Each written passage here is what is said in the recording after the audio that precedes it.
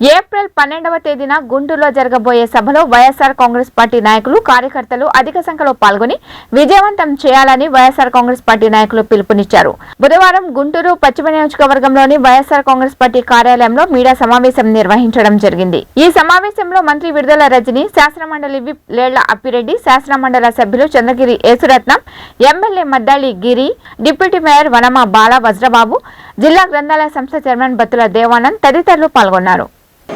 గౌరవ ముఖ్యమంత్రి వర్యులు శ్రీ వైఎస్ జగన్మోహన్ రెడ్డి గారు ఫ్రైడే 12వ తారీఖు మన గుంటూరు జిల్లా మేమంతా సిద్ధమనేటువంటి రోడ్ షోకి మరియు బహిరంగ సభకి ముఖ్యమంత్రి గారి రాకకు సంబంధించినటువంటి ఏర్పాట్ల కోసము ఈ మీటింగ్ అనేది కండక్ట్ చేసుకోవడం జరిగింది.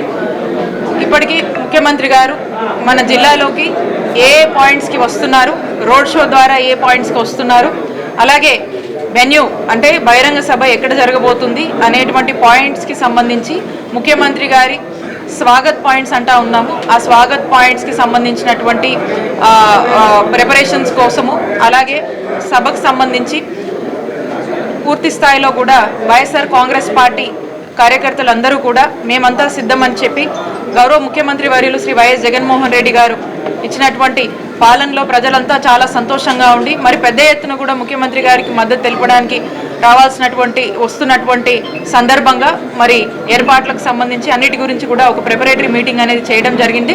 ఇవాళ ముఖ్యమంత్రి గారు ఈ రాష్ట్ర అభివృద్ధికి పునాదులు వేశారు. విద్యా వ్యవస్థ మీద కానీ, ఆరోగ్యం మీద కానీ, వ్యవసాయం మీద కానీ, పరిపాలనా విధానంలో ఆయన తీసుకొచ్చిన విప్లవాత్మకమైన మార్పులు ఈరోజు ఈ రాష్ట్ర ప్రజలందరూ కూడా అనుభవిస్తూ ఉన్నారు.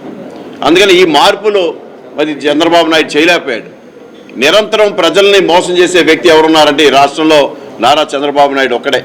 అందుకనే 3 పార్టీలు చేతులు కలిపినా వాళ్ళకు ఒక సరైన ఒక ఉమ్మడి ఎజెండా లేదు, ఒక నియమావళి లేదు, ప్రజలకు ఏం చేస్తారో కూడా చెప్పలేని పరిస్థితి. ఎందుకంటే నిరంతరం మోసం చేసే పనితనం తప్ప ఏదైతే మాట ఇచ్చారో ఆ మాట నిలబెట్టుకోలేని పరిస్థితి ఈ రాష్ట్రంలో ఉన్న చంద్రబాబు నాయుడుది. అందుకనే మరొకసారి ముఖ్యమంత్రి గారిని మరొకసారి జగన్మోహన్ రెడ్డి గారిని ఈ రాష్ట్ర ముఖ్యమంత్రిగా మనం చూసుకోవాల్సిన అవసరం ఉంది. గౌరవ ముఖ్యమంత్రి శ్రీ జగన్మోహన్ రెడ్డి గారు ప్రారంభించినటువంటి బస్ యాత్ర 12వ తారీఖున గుంటూరు పార్లమెంటు పరిధిలోకి ప్రవేశించి అదే రోజున ఏటుకూరు బైపాస్ రోడ్లో గల ఆంజనేయ స్వామి విగ్రహం పక్కనున్నటువంటి గ్రౌండ్లో పెద్ద ఎత్తున బహిరంగ సభ జరగబోతున్నటువంటి పరిస్థితులు.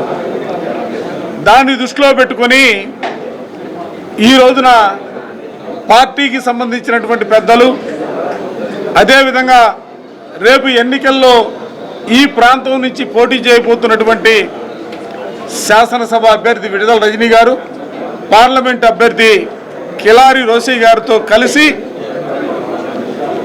స్వాగతం పాయింట్ దగ్గర నుంచి కూడా బహిరంగ సభ వరకు కూడా ఎక్కడెక్కడ ఏమేమి చేయాలన్న అంశాలపైన విపులీకరంగా చర్చించడంతో పాటుగా క్షేత్రస్థాయికి వెళ్ళి వాటిని పరిశీలన చేసినటువంటి పరిస్థితులు.